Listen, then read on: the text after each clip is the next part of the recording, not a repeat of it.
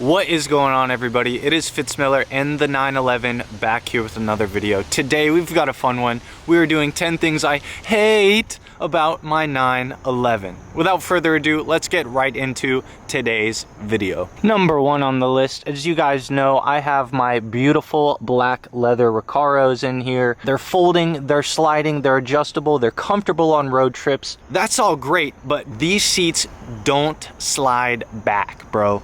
They don't go all the way back, and I'll show you why. So right here, this little triangle adjuster, this gets in the way of the seat sliding all the way back. So both on the test drive, when I haven't driven this thing in a minute, not really when I'm banging gears, but the fact that the seat does not go all the way back, bro, and just being taller in this car, I fit okay, right? Like I fit fine, I can still drive the car, but it's just weird. It's like, normally when you push the clutch in, you want it to be at the farthest part of your stroke, farthest part of you pushing the clutch in, with your leg being all the way out. With the seat that does this, it's like 40% of the way there, bro. It sucks sometimes, I'm not gonna lie, bro. It's pretty uncomfortable. So that's the first one. The seat doesn't go all the way back. We're in the car for the second thing I hate about my 911. It's kind of a couple in a row, but my dash lights, they drive me absolutely fucking crazy. First up, we've got the airbag light because I have aftermarket seats.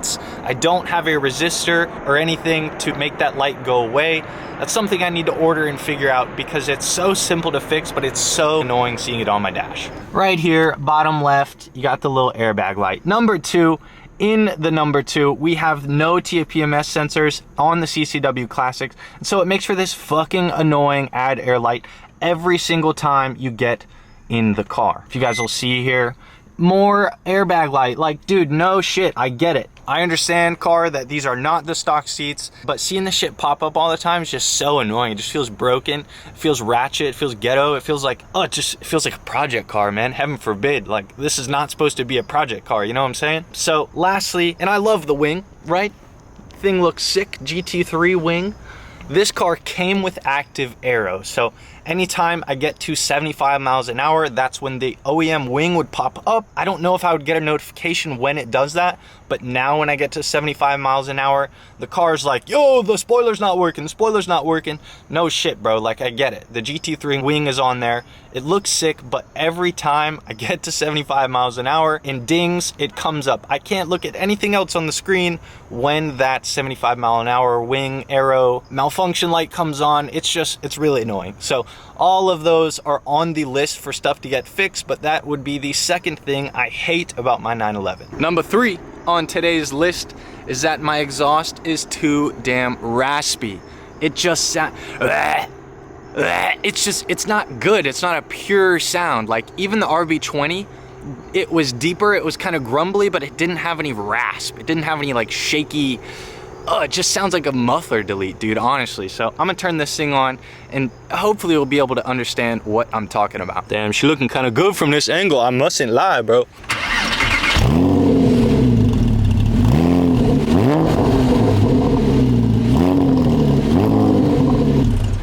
So you heard for a second there, it got that nice whop, it got that nice high-pitched pop to it, but oh my God, and this is just in neutral, but under load in first gear, second gear, third gear, whenever, you know, lower RPMs in this thing are just dog shit. It just sounds like a throw up, bro. You know that dog meme, bro? That's what it feels like every single time.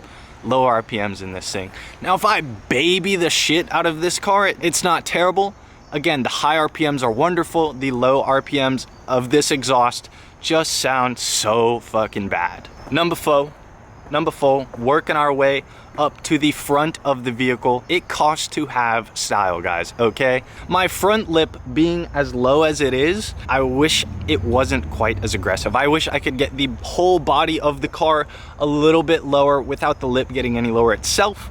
This is because of the GT3 look front bumper. I don't think it's an OEM GT3 front bumper anymore. Little side note here, this vent is supposed to be a lot closer up. So I don't know if it's like a GTS bumper or like a rep GT3 bumper, but the GT3 front lip here, this cup lip, is so low. And that's why I went with the Duraflex one the second time around. But this thing is freshly painted just before Gatlinburg. And you can see, bro, it's been on the road for like 2 weeks. And it's already getting just macked on, especially these corners. So not a whole lot I can do. I can repaint it a whole bunch of times, but the front lip being as low as it is, style costs, man. Style, you gotta pay a price. The fifth thing I hate about my 911 is the fact that none of the aero fits properly. This brand, Mosshammer, for those of you guys that are curious, it's a great brand. It's like a Porsche specific brand. People love this brand, it's sought after, but god damn if it just doesn't fit very well on the car. Like, I get fiberglass parts are not the best fitting. This was probably cut out anyways, but like, dude, it is so hard to get fiberglass aero to fit correctly. And this is apparent all throughout the car. This skirt isn't that bad really, but like, my OCD wants this shit to just be flush to the car. The front lip's pretty good, especially now that it's been repaired, but this driver's side skirt, bro, I swear to God, it's about to take flight.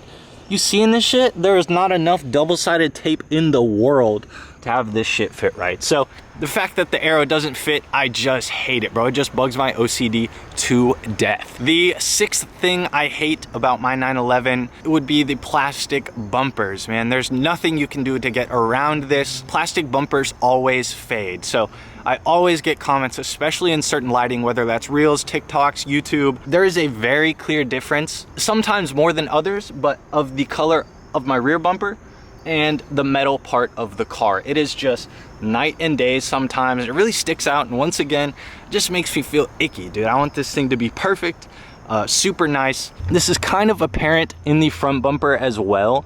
Like, don't get me wrong, the previous owner took such good care of this car, previous owners, I should say. It's definitely not the easiest thing to see in the world, especially in this gorgeous overcast lighting, but bro, the difference sometimes between the dull plastic bumpers and the like really nice, deep, rich color of the metal parts of the car, again, front and rear bumpers specifically, like this, dude, like this is like almost like a gray, almost like a creamy gray sometimes. So anyways, there's not a whole lot you can do. I can polish this thing, I can ceramic coat it, I can do everything I can to maintain it and keep up with the paint on the plastic bumpers, try to match it to that of the metal parts of the car. It sucks, yeah, but it's something I'm just gonna have to deal with. The seventh thing I hate about my 911 is going to be in the engine bay, bro. Let me show you guys this.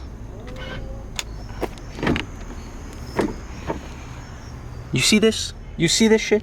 Auto zone to the max. Now, let me explain to you guys why this had to happen. I'm sure there was a better filter that could have been put in here, or possibly an OEM one, but for this one specifically, with the GT3 deck lid, the intake and exhaust fans, the intake scoop and the exhaust fan on the GT3 deck lid are opposite of that on the original deck lid.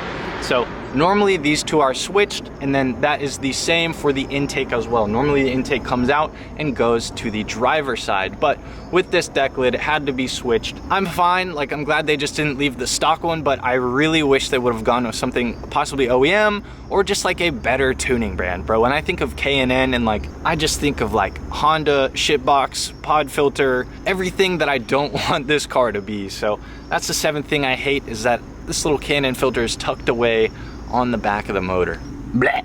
The eighth thing I hate about my 911 is how cramped the engine bay is. Now, mind you, I have the 3.8, I have the inline 6 in here, and people will toss 5.3s, LSs in the back of a 911. So it could probably be worse, and I get that, but for general maintenance, bro, this is my hood. I can't just pop this and get to my spark plugs, or, you know, I guess my filter is kind of easy to get to and my oil fill is easy to get to, but any other maintenance on the car, I have to take off all of this shit and go deep into the engine bay to have access to any of that. Now, this is kind of just what you get with a rear engine car, I get that, but it doesn't make it any easier to work on or maintain the car itself. Number 9, everything for this car is expensive, except for maybe the Duraflex front lip, but like 99% of the shit for this car is more expensive than that of another car. Now, that's not a flex. I wish I didn't have to pay so much for parts for this car, but it comes with the car. Wheels,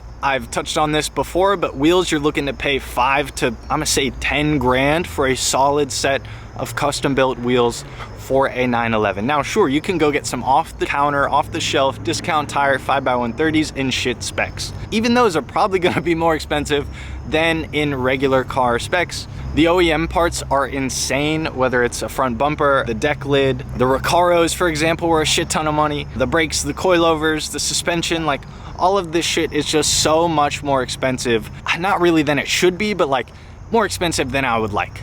Expensive to the point where it makes it annoying. Now, I'm very grateful a lot of these mods were on the car. Like I said, the previous owner had $16,000 into this car, and that set me up for success. But like, goddamn, if I had to pay for that, 16 grand, bro, that is more than I paid for the Skyline, straight up. So just give that a little think, give that a little thought. We're moving on to number 10. The 10th and final thing I hate about my 911 is that it's red. Now, I've made a big deal about it being guards red. This would probably be one of the last colors for me to choose if I got to pick one, any color I wanted.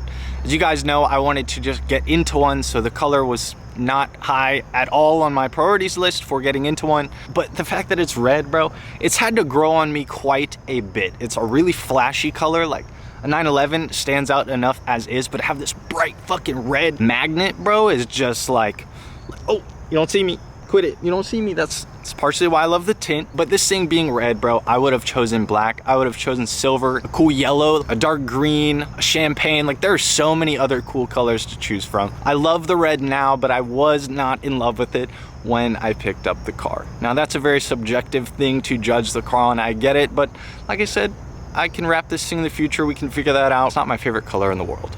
All right, well, that is gonna be it for today's video. If you enjoyed, if you want more 911 content, be sure to give this video a thumbs up. I have been slacking. I've been off the ball completely. I just wanna say I am so grateful for having this car each and every single day of my life and every single second that I get to drive and experience this thing. So subscribe for more 911 content. There's a bunch more on the way.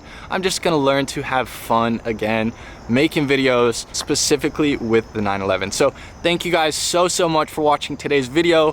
This has been Fitz Miller, the 911, and we'll see you guys in the next one. Peace.